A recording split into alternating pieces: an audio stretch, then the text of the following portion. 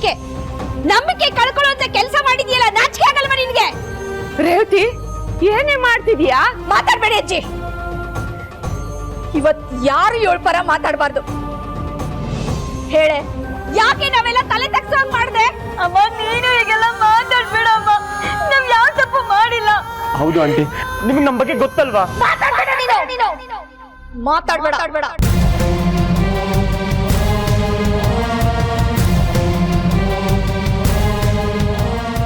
ಇಷ್ಟಕ್ಕೆಲ್ಲ ಕಾರಣನೇ ನೀನು. ನೀನ್ ಈ ವಠಾರಕ್ಕೆ ಬಂದ್ಮೇಲೆ ಇವಳು ಇಷ್ಟೊಂದು ಹೆಚ್ಕೊಂಡಿರೋದು. ಅಮ್ಮ, ಏನಮ್ಮ ಮಾತಾಡ್ತಿದ್ಯಾ? ಇನ್ ಹೇಗೆ ಮಾತಾಡ್ಬೇಕು? ಏನೋ ಒಳ್ಳೆ ಸ್ನೇಹಿತರು, ಇಬ್ರು ಸಲಿಗೆಯಿಂದ ಇದ್ದೀರಾ, ಏನೋ ಒಂದು ಒಳ್ಳೆ ಕೆಲಸ ಮಾಡ್ತಿದ್ದೀರಾ ಅಂತ ನಾನು ಅನ್ಕೊಂಡಿದ್ದೆ. ಆದ್ರೆ ನಿನ್ ಸ್ನೇಹ ಈ ತರದ್ದ. ಛೀ! ಅಮ್ಮ, ಯಾರ್ ನನ್ ಬಗ್ಗೆ ಅನುಮಾನ ಪಟ್ರು, ನನ್ ಬಗ್ಗೆ ಕೆಟ್ಟದಾಗ ಮಾತಾಡಿದ್ರು ನಾನು ತಡ್ಕೋತೀನಿ. ಆದ್ರೆ ನೀನ ನನ್ನ ನಂಬಲಿಲ್ಲ ಅಂದ್ರೆ ನನ್ ಕೈಲಿ ತಡ್ಕೊಳಕ್ ಆಗಲ್ಲ ಅಮ್ಮ. ಮಾಡೋದೆಲ್ಲ ಮಾಡ್ಬಿಟ್ಟು ಈಗ ಅಳ್ತಾ ನಿಂತಿದೀಯಾ?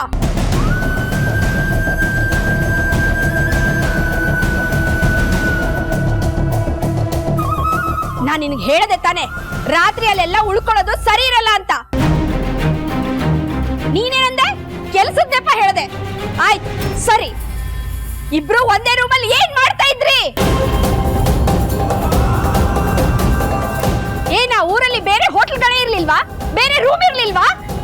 ಅಮ್ಮ, ಅದು ಹಾಗಲ್ಲಮ್ಮ. ಆಂಟಿ, ನಾವು ಒಂದೇ ರೂಮಲ್ಲಿ ಇರ್ಲಿಲ್ಲ ಆಂಟಿ, ಒಟ್ಟಿಗೆ ಊಟ ಮಾಡ್ತಿದ್ವಿ ಅಷ್ಟೇ. ನೀನೀಗ ಸಮಜಾಯಿಷಿ ಕೊಟ್ರು ನಂಬರ್ ಯಾರಪ್ಪ? ಆ ಪೊಲೀಸರು ನಂಬದ್ರ? ಈಗ ನಾವೆಲ್ಲ ನಂಬ್ತಾ ಇದೀವ? ಈಗ ಎಲ್ರ ದೃಷ್ಟಿಲು ನೀವಿಬ್ರು ತಪ್ಪು ಮಾಡಿದವ್ರು ಅಷ್ಟೇ.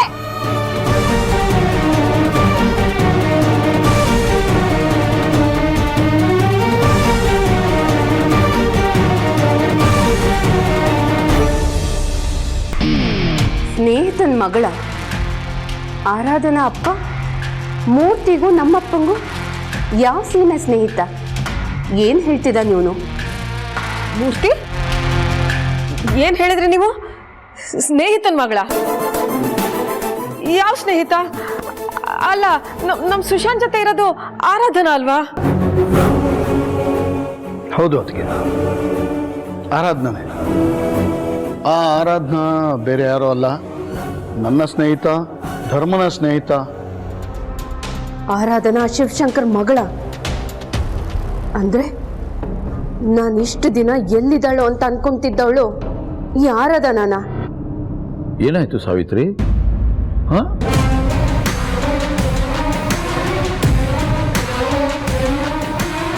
ಆರಾಧನಾ ಶಿವು ಮಗಳು ಅಂತ ಮೂರ್ತಿ ಹೇಳಿದ್ ಕೇಳಿ ಶಾಕ್ ಆಯ್ತಾ ನಿನಗೆ?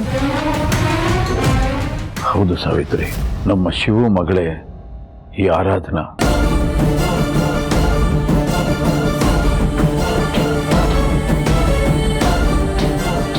ಇದೆಂತ ಹಣೆ ಬರ.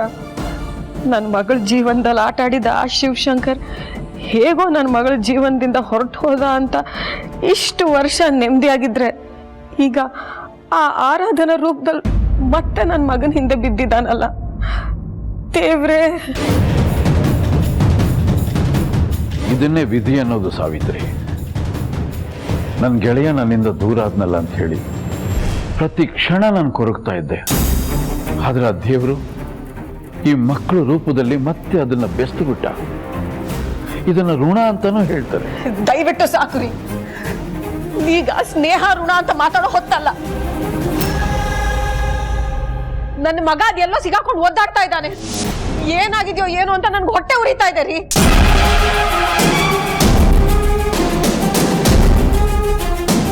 ಅದಕ್ಕೆ ಆರಾಧನಾ ತುಂಬ ಒಳ್ಳೆ ಹುಡುಗಿ. ನಮ್ಮ ಸುಶಾಂತನಲ್ಲಿ ಇಷ್ಟೊಂದು ಪಾಸಿಟಿವ್ ಬದಲಾವಣೆ ತಂದಿದ್ದೆ ಅವಳು.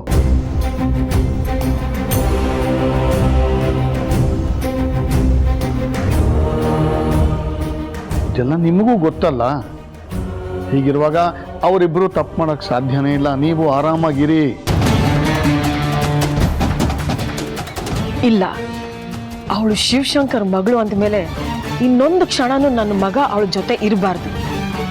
ಈಗಾಗಲೇ ಅವಳ ದೆಸೆಯಿಂದ ನನ್ನ ಮಗ ನನ್ನಿಂದ ದೂರ ಆಗಿದ್ದಾನೆ. ಹೀಗೆ ಬಿಟ್ರೆ ಅವಳು ಪೂರ್ತಿ ಅವನನ್ನ ವಶ ಮಾಡ್ಕೊಂತಾಳೆ. ಮೂರ್ತಿ, ಆದಷ್ಟು ಬೇಗ ನನ್ನ ಮಗ ನಮ್ಮ ಮನೇಲಿ ಇರ್ಬೇಕು. ನನ್ನ ಮಗ ನನಗ್ ಬೇಕು. ಅವ್ನು ನನ್ನ ಕಣ್ಣು ಮುಂದೆ ಇರ್ಬೇಕು. ನಡೀರಿ, ನನ್ನ ಮಗನ ಕರ್ಕೊಂಬರೋಣ. ಸಾವಿತ್ರಿ, ನೀನೆಲ್ಗೆ ಹೋಗ್ತಾ ಇದೀಯಾ? ಸುಶಾಂತ್ನ ಕರ್ಕೊಂಬರಕಿರಿ. ನೀನ್ ಎಲ್ಗೂ ಹೋಗೋದು ಬೇಕಾಗಿಲ್ಲ ಸಾವಿತ್ರಿ. ಅಲ್ಲ ರೀ, ಸುಶಾಂತ್ ಇನ್ನೂ ಅಲ್ಲೇ ಇರ್ಲಿ ಅಂತ ಹೇಳ್ತಾ ಇದ್ದೀರಾ ನೀವು? ಹಾಗಲ್ಲ ಸಾವಿತ್ರಿ, ಆ ಸಂಘಟನೆಯವರು ನಮ್ಮ ಮಗನ್ನು ಆರಾಧನಾನು ಇನ್ನು ಬಿಟ್ಟಿದ್ದಾರೋ ಇಲ್ವೋ ಅನ್ನೋ ಯಾವುದೇ ಸುಳಿವು ನಮಗ್ ಬಂದಿಲ್ಲ. ಹೀಗಿರುವಾಗ ನೀನ್ ಎಲ್ಲಿಗೆ ಅಂತ ಹೋಗ್ತೀಯಾ? ನನಗೆ ನನ್ನ ಮಗ ಬೇಕು ರೀ, ಅಷ್ಟೇ. ಬಹುಶಃ ನೀವಿಬ್ರು ಒಂದಾಗ್ಲಿ ಅಂತಾನೆ ಆ ದೇವ್ರು ಇಂಥ ಸಂದರ್ಭನ ಸೃಷ್ಟಿ ಮಾಡಿದಾನೆ. ಹೌದು, ಒಂದೇ ಸಲಕ್ಕೆ ನಮ್ಮ ಆರಾಧನಂಗೆ ಅಂಟಿದ ಕಳಂಕ ಕಳ್ದೆ ನೀನು. ಇನ್ಯಾರು ಕೆಟ್ಟದಾಗ ಮಾತಾಡಲ್ಲ. ಐಮ್ ಸಾರಿ ಆರಾಧನಾ, ನಮ್ಮನ್ನು ಯಾರು ನಂಬಲಿಲ್ಲ. ಅದಕ್ಕಿಂತ ಮುಖ್ಯವಾಗಿ ನಿಮ್ಮನ್ನ ತಪ್ಪು ತಿಳ್ಕೊಂಡ್ರು. ಕೇಳಿಸ್ಕೊಂಡ್ರ? ಚಿಕ್ಕ ವಯಸ್ಸಿಂದ ನಿಮ್ಮನ್ನ ನೋಡ್ತಿದ್ದಾರೆ, ಆದ್ರೆ ನಿಮ್ ಬಗ್ಗೆ ಈ ತರ ಮಾತಾಡ್ತಾರಲ್ಲ.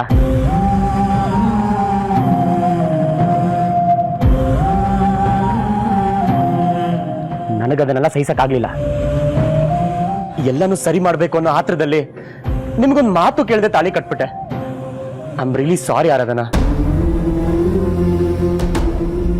ನನ್ನ ದೃಷ್ಟಿಲಿ ಈ ಸಂದರ್ಭಕ್ಕೆ ನಾನು ಮಾಡ್ತಿರೋದು ಸರಿ ಅನಿಸ್ತು. ಆದ್ರೆ ನನಗೇನೋ ತಪ್ಪು ಮಾಡಿದ್ದೀನಿ ಅಂತ ಅನಿಸ್ತಿದೆ. ಒಂದು ಮದುವೆ ಆಗೋದು 2 ಮನ್ಸುಗಳು ಒಕ್ಕೆಯಿಂದ. ಆದ್ರೆ ನಾನು ನಿಮ್ಗೊಂದು ಮಾತು ಕೇಳಲಿಲ್ಲ. ಈ ಮನೆಗೆ ತಕ್ಕ ಸೊಸೆ ನೀನೆ. ಸುಶಾಂತ್ ಇವತ್ತು ಬರ್ತಾ ಇದ್ದಂಗೆನೆ ನಿಂದು ಅವನು ಎಂಗೇಜ್ಮೆಂಟ್ ಮಾಡ್ಬಿಡ್ತೀನಿ, ಸರಿನಾ? ಮತ್ತೆ ದಿಶಾ, ನಿನ್ಗಿನ್ ತಲೆ ಕೆಟ್ಟಿದ್ಯಾ? ಅಮ್ಮ ಅಂತ ನಾನು ಒಬ್ಳಿದ್ದೀನಿ. ನನಗ್ ಒಂದು ಮಾತು ಕೇಳ್ದೆ ಮದ್ವೆಗೆ ಒಪ್ಪಿಗೆ ಅಂತ ಹೇಳ್ತಿದ್ಯಲ್ಲ. ಅಮ್ಮ ಪ್ಲೀಸ್, ನಿನ್ಗೂ ಗೊತ್ತು ನನ್ಗೆ ಸುಶಾಂತ್ ಅಂದ್ರೆ ಎಷ್ಟಿಷ್ಟ ಅಂತ. ನಾನು ಯಾವತ್ತಿದ್ರೂ ಅವನನ್ನೇ ಮದ್ವೆ ಆಗೋದು. ಪ್ಲೀಸ್, ನನ್ ಕನ್ಸಿಗೆ ಅಡ್ಡ ಬರಬೇಡ. ಅಲ್ಲ ದಿಶಾ, ಕಾಂಚನ, ನೀನು ಸುಶಾಂತ್ನ ಚಿಕ್ಕ ವಯಸ್ಸಿಂದ ನೋಡಿದ್ಯಾ. ನಿನಗೆ ನಿಜವಾಗ್ಲೂ ಅನ್ಸುತ್ತಾ ಅವನಿಂತ ಸಂಸ್ಕಾರ ಇಲ್ದೇ ಇರೋಂಥ ಕೆಲಸ ಮಾಡ್ತಾನೆ ಅಂತ? ದಿಶಾ ಸುಶಾಂತ್ನ ತುಂಬಾ ಹಚ್ಕೊಂಡಿದ್ದಾಳೆ. ಇವತ್ತು ಸಾಯಂಕಾಲನೇ ಅವರಿಬ್ರು ಎಂಗೇಜ್ಮೆಂಟ್ ಮಾಡ್ಬಿಡೋಣ. ಆದಷ್ಟು ಬೇಗ ಅವ್ರ ಮದ್ವೆ ಕೂಡ ಮಾಡೋಣ. ಕಾಂಚನ, ಅವರಿಬ್ರು ತುಂಬಾ ಸುಖವಾಗಿರ್ತಾರೆ. ಕಾಂಚನ, ನಮ್ಮ ಮಕ್ಕಳ ಸಂತೋಷ ತಾನೇ ನಮಗ್ ಬೇಕಾಗಿರೋದು, ಇಲ್ಲ ಅನ್ಬೇಡ್ವೆ?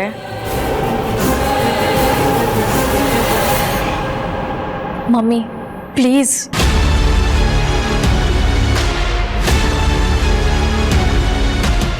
ದಿಶಾ, ನೀನೇನು ಯೋಚನೆ ಮಾಡ್ಬೇಡಮ್ಮ. ನೀನು ತುಂಬಾ ಖುಷಿಯಾಗಿರ್ತೀಯ. ನನ್ನ ಮಗನ ಚೆನ್ನಾಗಿ ನೋಡ್ಕೋತೀಯ ಅಲ್ವಾ? ಡೌಟೇ ಬೇಡ ಅತ್ತೆ. ಕಂದ, ನನಗಿಷ್ಟೇ ಸಾಕು. ನೋಡು, ಇವತ್ತು ಸಾಯಂಕಾಲನೇ ಎಂಗೇಜ್ಮೆಂಟು. ನೀನು ರೆಡಿ ಆಗ್ಬಿಡು. ಸೀರೆ ಒಡವೆ ಎಲ್ಲ ನಾನೇ ಕೊಡ್ತೀನಿ. ಕಾಂಚನ, ಗಣಪತಿಗೆ ಫೋನ್ ಮಾಡಿ ಈಗಲೇ ಹೊರಡಕ್ಕೆ ಹೇಳು. ಮೈಸೂರಿಂದ ಇಲ್ಲಿ ಬಂದು ತಲುಪಕ್ಕೆ 1.5 ಗಂಟೆ ಆಗುತ್ತೆ. ನಾನು ಪುರೋಹಿತ್ರಿಗೆ ಫೋನ್ ಮಾಡ್ತೀನಿ. ರೇವತಿ, ಎಂಥ ಕೆಲಸ ಮಾಡ್ಬಿಟ್ನ ಇವನು. ನಾವೇನು ಸಿನಿಮಾ ನೋಡ್ತಾ ಇದ್ದೀವೇನೆ? ನನ್ನ ಮಗಳನ್ನ ಕಾಪಾಡ್ಬಿಟ್ಟೆ ಕಣಪ್ಪ. ನನ್ನನ್ನ ದಯವಿಟ್ಟು ಕ್ಷಮಿಸ್ಬಿಡು. ನಿಮ್ಮ ಮೇಲೆ ಅನುಮಾನದಿಂದ ನಾನು ಈ ತರ ಮಾತಾಡ್ಲಿಲ್ಲ. ಏನೂ ತಪ್ಪು ಮಾಡದೇ ಇದ್ರು ನನ್ನ ಮಗಳು ಆಪಾದನೆ ಹೊತ್ಕೊಂಡ್ಲಲ್ಲ. ಜೀವನ ಪೂರ್ತಿ ಚುಚ್ಚು ಮಾತು ಕೇಳ್ಬೇಕಾಗುತ್ತಲ್ಲ ಅಂತ ನಾನು ಈ ತರ ಎಲ್ಲ ಮಾತಾಡ್ಬಿಟ್ಟೆ.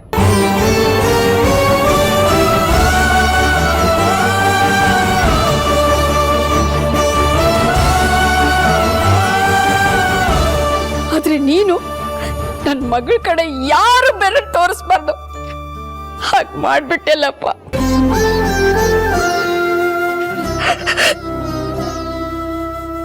ನಿಜಕ್ಕೂ ನೀನ್ ದೊಡ್ಡವನಪ್ಪ.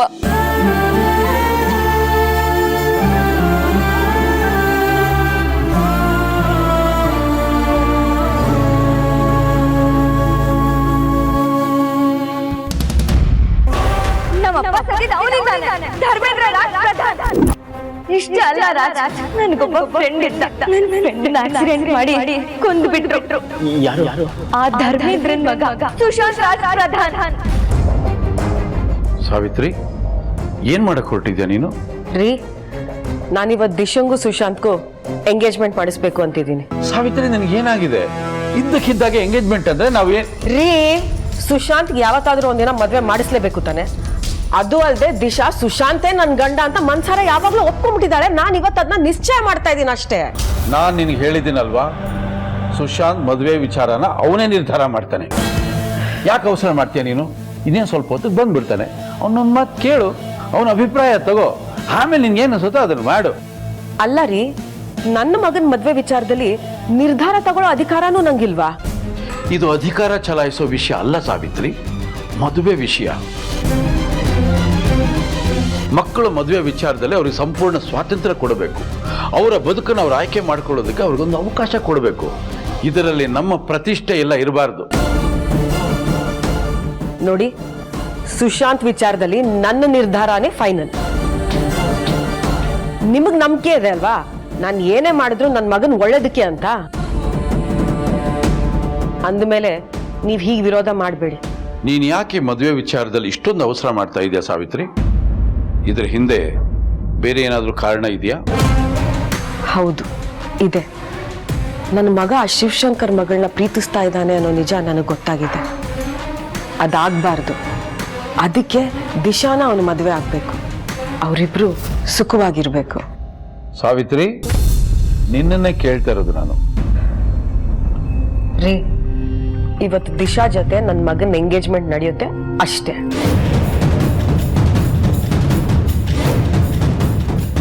ಏನಾಯ್ತು ಇವಳಿಗೆ? ಯಾವತ್ತೂ ನನ್ನ ವಿರುದ್ಧ ಮಾತಾಡ್ದವಳಲ್ಲ.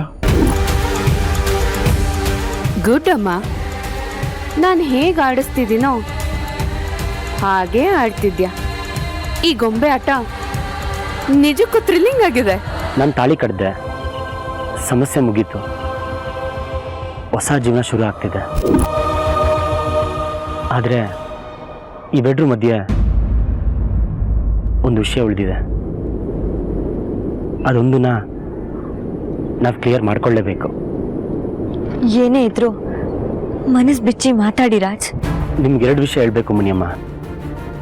ಇದನ್ನ ತುಂಬ ದಿನದಿಂದ ನಿಮ್ಗೆ ಹೇಳ್ಬೇಕು ಅಂತ ಒತ್ತಾಡ್ತಿದ್ದೆ. ಆದರೆ ಈ ಥರ ಒಂದು ಪರಿಸ್ಥಿತಿಲಿ ಹೇಳ್ತೀನಿ ಅಂತ ಅಂದ್ಕೊಂಡಿರಲಿಲ್ಲ. ಈಗ ತಾಳಿ ಕಟ್ಟಾದ್ಮೇಲೂ ಹೇಳಿಲ್ಲ ಅಂದರೆ ತುಂಬ ದೊಡ್ಡ ತಪ್ಪಾಗತ್ತೆ. ಮೊದಲನೇದು, ನಾನು ನಿಮ್ಮನ್ನು ತುಂಬ ಪ್ರೀತಿಸ್ತೀನಿ ಮುನಿಯಮ್ಮ.